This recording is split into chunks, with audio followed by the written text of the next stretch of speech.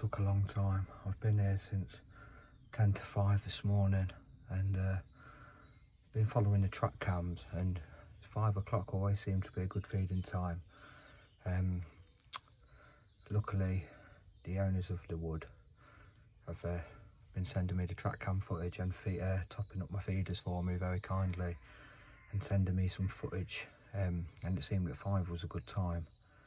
So I came in nice and early. I've got into the little hut here and not seen anything, and I was actually just pouring a drink when I heard the lid on the feeder flap, which alerted me to that squirrel's presence.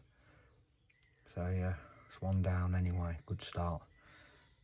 Hopefully a few more on the move now, but one's better than none, eh?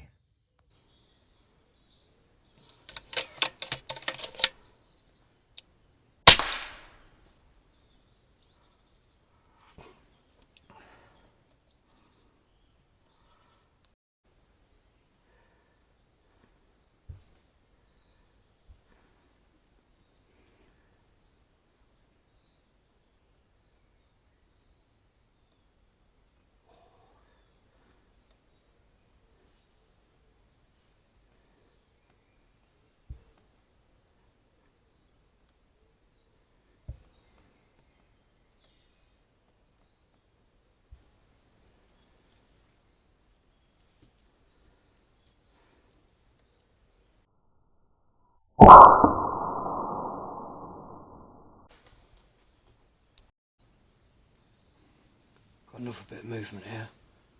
They all seem to be going to the left-hand feeder.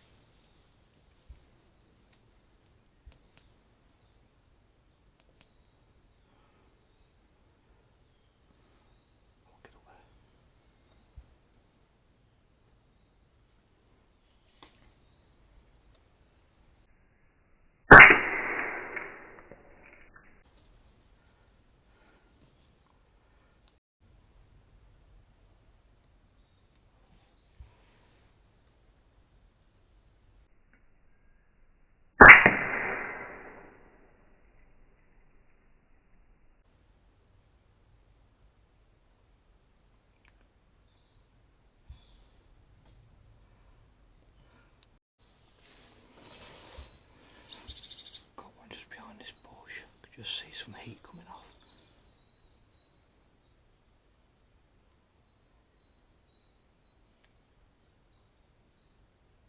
There's one up here as well.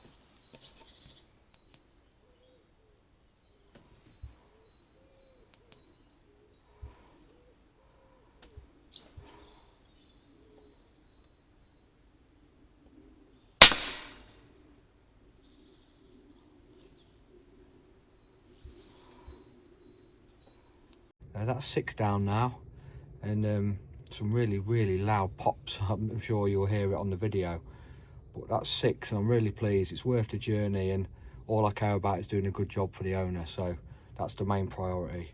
It's hard because last time I came I only got 1, and when you tell them you only got 1 yet they know that they've seen loads there, makes you feel a bit inadequate at your job. But yeah, so far so good, so they should be pleased with that. I'm gonna get my head down, try and get a few more before it quietens down, and then get away home.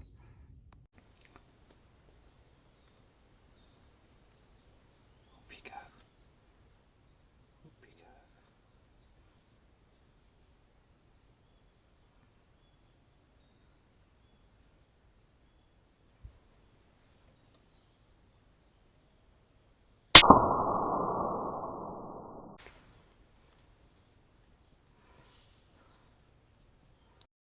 Well, there we go. That's 7 squirrels taken care of today, and it's very important for the woodlands conservation that I keep on top of the numbers here. I think you'll agree that the Thermnight 335 performed perfectly, along with the RTI Arms Mora. Very good combination there. I'll be back again next week, so hopefully you'll tune in for some more action. Thanks for watching, everyone. See you soon. Hi, my name's Rach, one half of Dan and Rach of Our Tiny Woodland UK on Instagram and Facebook. I'm here to talk to you today about grey squirrels.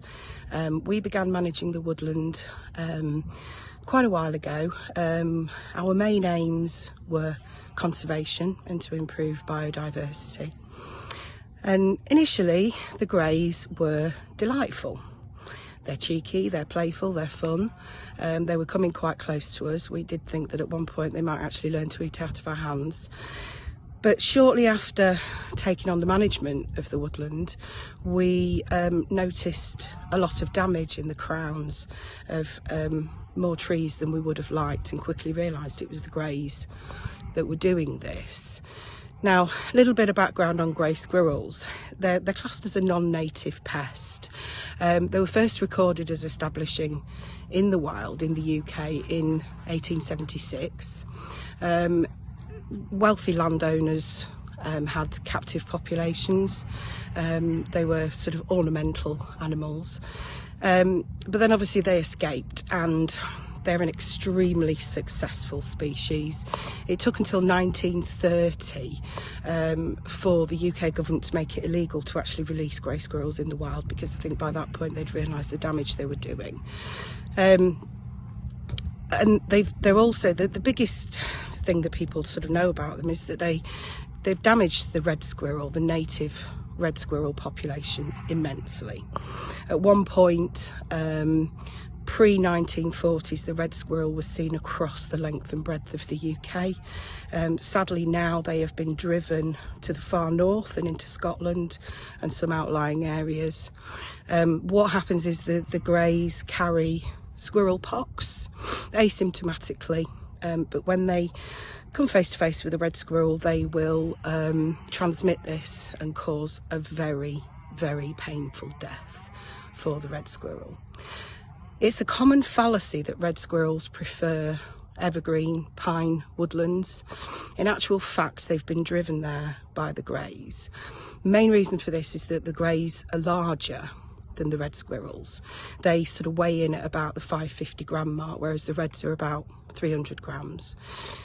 And the greys need a higher calorie diet, so they prefer broadleaf woodland, which is exactly what we've got here, the acorns, the hazelnuts, whereas the reds have been forced to make do with the pine nuts, the seeds that are found in those kinds of forests.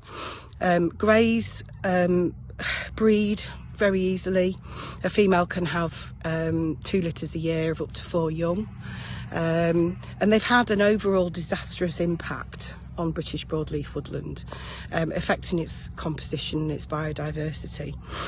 What they do, as well as kill the red squirrels, they will strip certain types and certain ages of trees. Beech are very common, so are sycamore. We've got 33% oak on site, and our woodland is 20 years old. The danger period for grey stripping is when a woodland is between 10 and 40 years old, so we are right in the middle of that. It's absolutely heartbreaking to see the grey squirrel damage, which I'll take some footage of to show you, because they're just destroying the oaks on site gradually. And what they do is they ring bark it, so they strip the bark all the way around the tree, and then anything upwards of that dies. So what we're seeing is a lot of crown loss on trees, and we're also seeing that the damage is getting worse year on year, because the greys, the population just continues to explode. What grey squirrels also do, which is absolutely heartbreaking, and I've seen this with my own eyes, is that they will raid songbird nests, not just for the eggs, but also for the songbird babies, the chicks, hatchlings. And I've seen a grey squirrel in this woodland with a hatchling in its mouth. That is heartbreaking. We've done bird surveys in the woodland and nest surveys. We see that by far the most successful bird in this woodland is the wood pigeon. Obviously they're large enough to see off a grey squirrel, one would think, but what we've seen is just so few of the songbirds. We do have some. We do have quite a few, but not enough. So obviously the greys are responsible for that. We searched our hearts and souls to find a way to reduce the population humanely. We looked into the good nature traps that you fix to a tree. They deliver a blow to the back of the head of the squirrel. We did see some footage where woodpeckers, tree creepers were caught in those, so decided against those. We looked into the pine martins being reintroduced, but sadly they're absolutely nowhere within hundreds of miles of this woodland, so we can't hope that they'll manage it for us. We looked into trapping. Didn't like that idea, mainly because legally you've got to check the traps and dispatch them humanely, which is fine, but we live quite a distance from the wood, so we couldn't come here daily, twice daily, to check traps.